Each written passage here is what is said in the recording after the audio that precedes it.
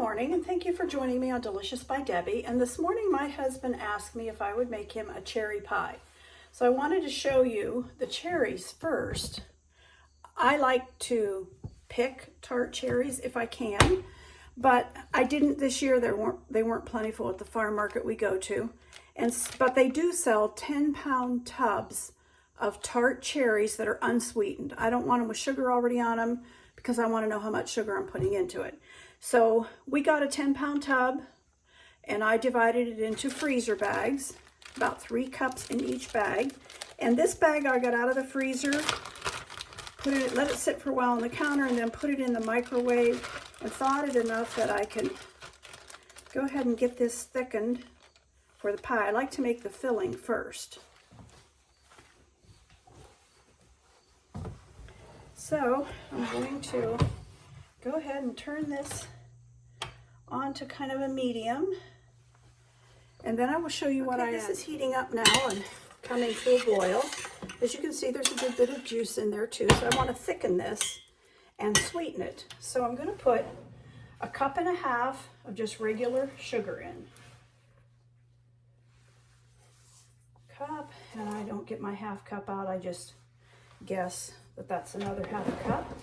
And then I also put 3 heaping tablespoons, and this is like a serving spoon, and I just keep it in my flour, and I use 3 heaping spoonfuls of that.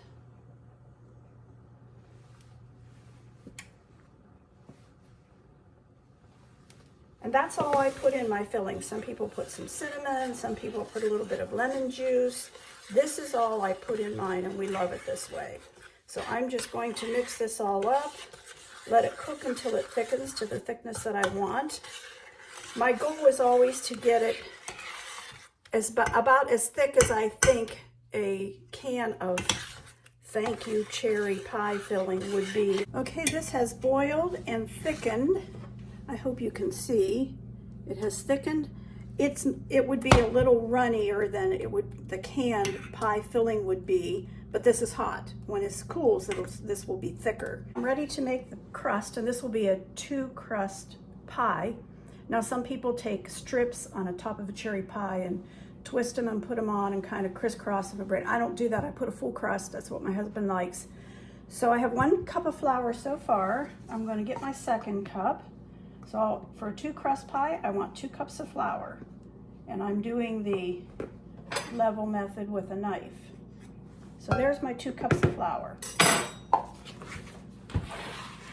And I also want a teaspoon of salt.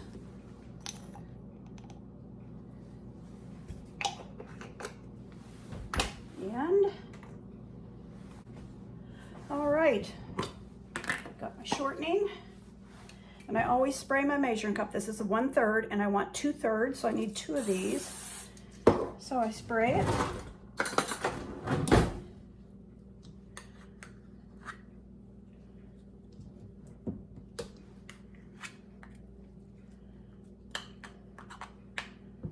Okay, there's 1/3.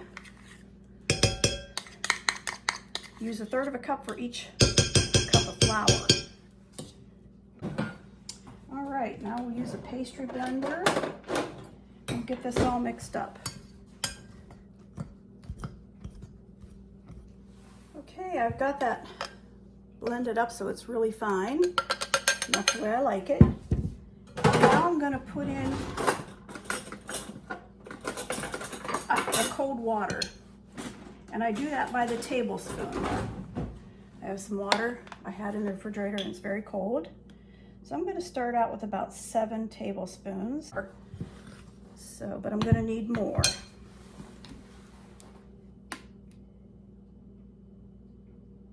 So this will make 8,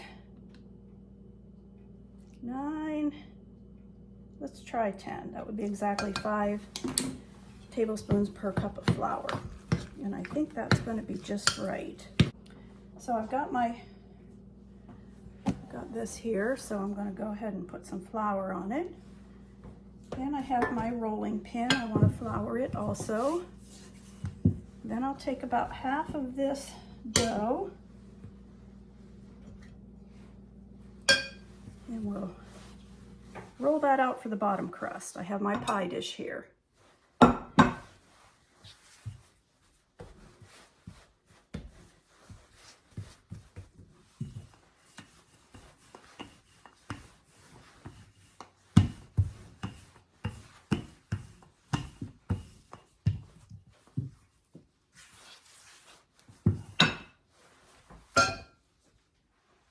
Just a little bit more flour on top of there so my rolling pin doesn't stick.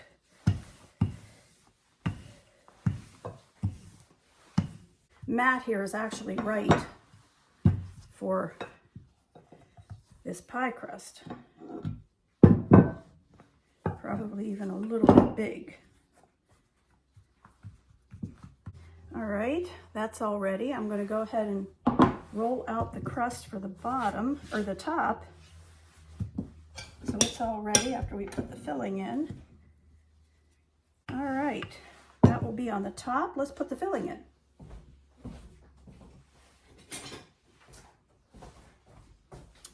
I have the filling here that we made earlier.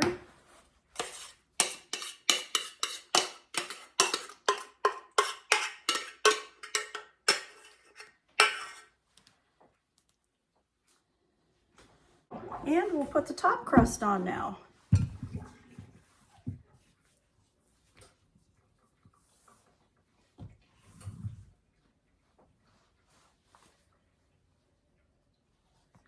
All right, now I like to go along the edge and kind of press it. So, all right, now I'm going to turn this under both pieces together so that it seals it off. Oops, I forgot something. See, mine's not always perfect. I don't always do it perfectly right.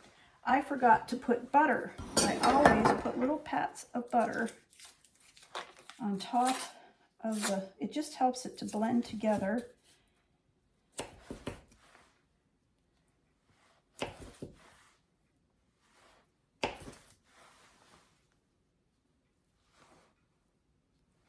And I think I'll try to stick one under here. That should do it. All right, we've got all that. I'm going to put a little flour on my fingers, and I'm going to go around and crimp the edges. Just these two fingers and this finger.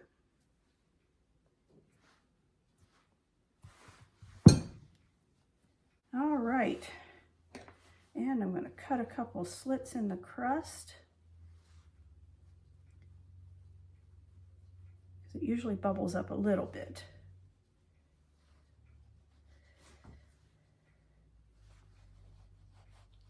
Okay, and the last thing I'm going to do is some sanding sugar.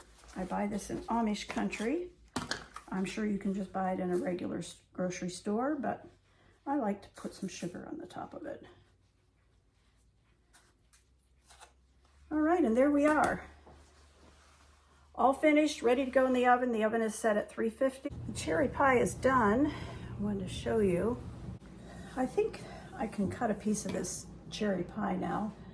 I don't like to do it when it's too warm. It is still just a little bit warm, but I'm going to go ahead and cut a piece anyway. I'm not a big pie eater, but if there's any pie I like, it would be this. Homemade cherry pie from sour pitted cherries, tart cherries. Okay. There it is. I'm gonna give that a try. Oh, the crust is nice. This is still just a little bit warm. That is delicious.